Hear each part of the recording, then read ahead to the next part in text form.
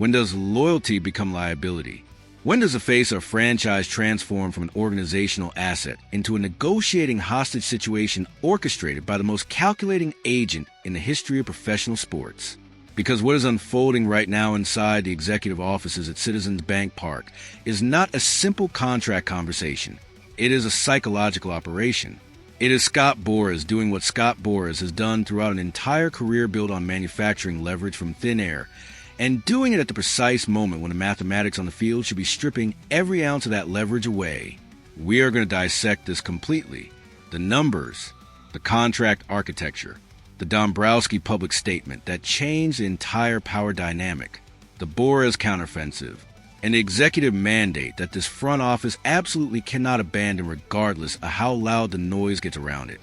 Lock in. This one has consequences that extend well beyond this season. Start with the statistical reality, because the statistical reality is the only honest foundation for everything that follows.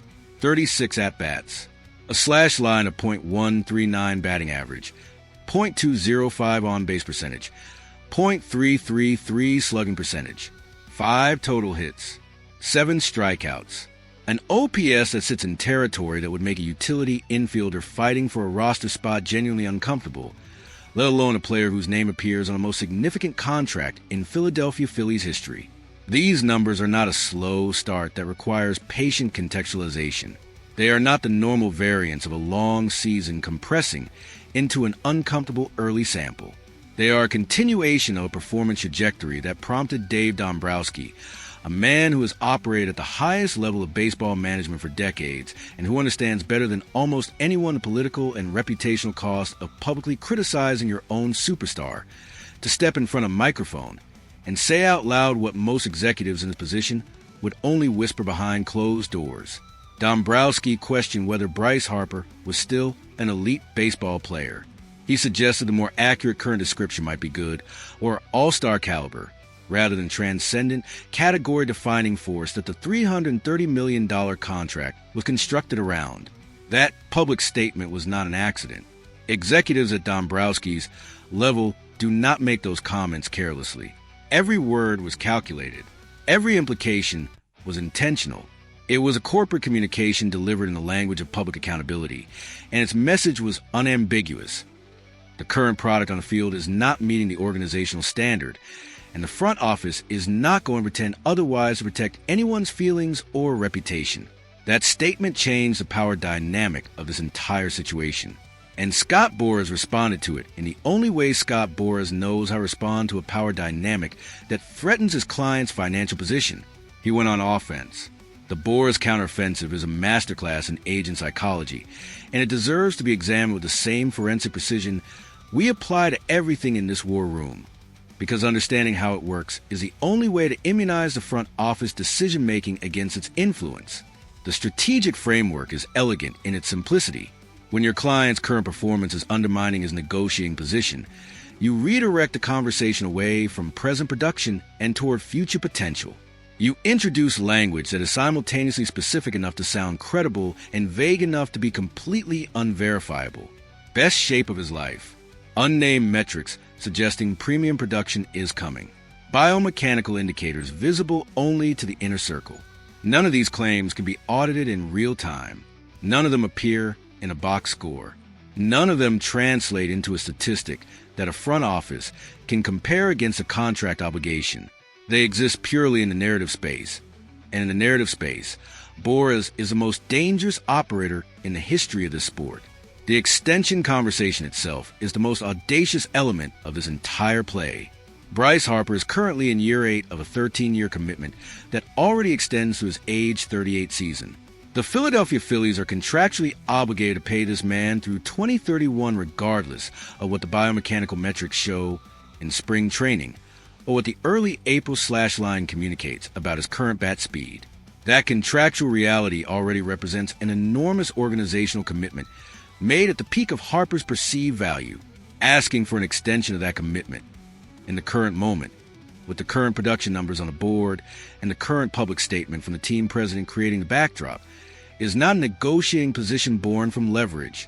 It is a negotiating position born from the calculated belief that the emotional attachment of the fan base and the organizational desire to avoid public conflict can override the financial and analytical logic that should be governing this conversation.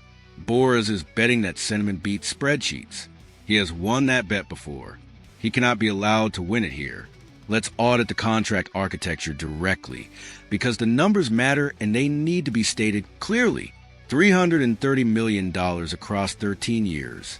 Year 8 of that commitment is currently being executed at a .139 batting average. The remaining years of the contract carry financial obligations that the front office must honor regardless of performance outcome, because that is what the contract says, and that is what was agreed to when both parties signed. That existing obligation is already a significant enough financial anchor on this organization's flexibility. The luxury tax implications of Harper's current deal already compress the available resources for roster construction decisions across every other position, adding guaranteed money beyond 2031. Extending the financial commitment into Harper's age 39 and potentially age 40 seasons would represent an organizational decision with consequences that stretch so far into the future that most of current front office personnel may not even be present to manage them. What production model justifies that extension? What statistical projection for a player currently slashing .139 in his mid-30s, carrying a publicly documented tension with his own team president, supports adding years and guaranteed dollars to an already massive commitment? What comparable contract in baseball history provides evidence that extending aging superstars with documented performance concern produces organizational outcomes that justify the financial exposure? The answers to those questions do not support the extension conversation. They support exactly the position that Dombrowski must maintain. The checkbook stays closed until production on the field justifies reopening it. Here is the critical strategic reality that the front office cannot lose sight of regardless of how sophisticated the Boras pressure campaign becomes.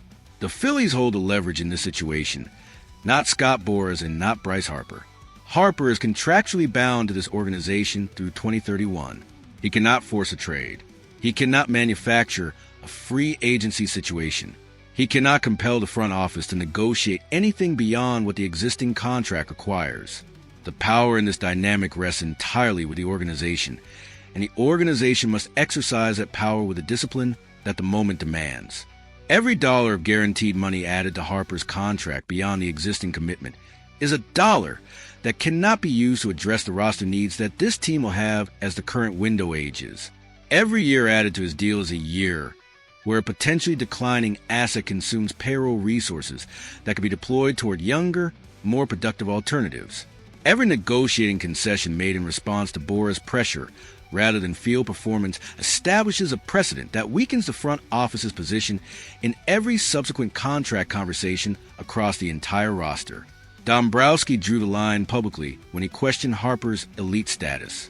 That line must hold, not because it is comfortable, not because it protects anyone from difficult conversations, but because organizational discipline in the face of age and pressure is exactly the kind of executive quality that separates front offices that build sustained winners from front offices that collapse under the weight of their own star power. The path forward is not complicated, even if it is politically and emotionally difficult. Harper has to hit, not eventually, not when the weather warms and the sample size grows. He has to step into the batter's box and produce at a level that justifies the contract he is already being paid under, let alone any conversation about extending it. The organizational communication on this point has already been delivered publicly, and it was delivered correctly. The follow-through requires the same discipline. If the production comes, the conversation about Harper's legacy in Philadelphia, about what his presence means to this franchise and this fan base, about what a reasonable organizational commitment to retaining that legacy looks like, can happen from a position of mutual respect and demonstrated value. That is a negotiation worth having. If the production does not come, then the existing contract is the entirety of the organizational obligation, and every dollar and every year beyond that existing commitment represents a financial decision that the current evidence cannot support. Scott Boras understands leverage. He respects leverage. What he does not respect, what he has never respected throughout his career, is a front office that negotiates from emotion rather than data. Dombrowski has already shown He is willing to operate from data even when it is uncomfortable. That posture must be maintained until the data on the field changes the conversation. The gavel is in your hands now. Drop your full verdict in the comments. Does Bryce Harper's early season collapse combined with the Boars' extension play change how you evaluate his long-term future in Philadelphia? Or do you believe the production turnaround is coming and the extension conversation will eventually make sense? This fan base operates at the highest analytical level, and this question deserves your most honest, most ruthless answer. Crush that like button for the unfiltered front office intelligence this channel delivers every single time. Lock in your subscription because this situation is going to develop in ways that demand real-time analysis. And let us hear where you stand.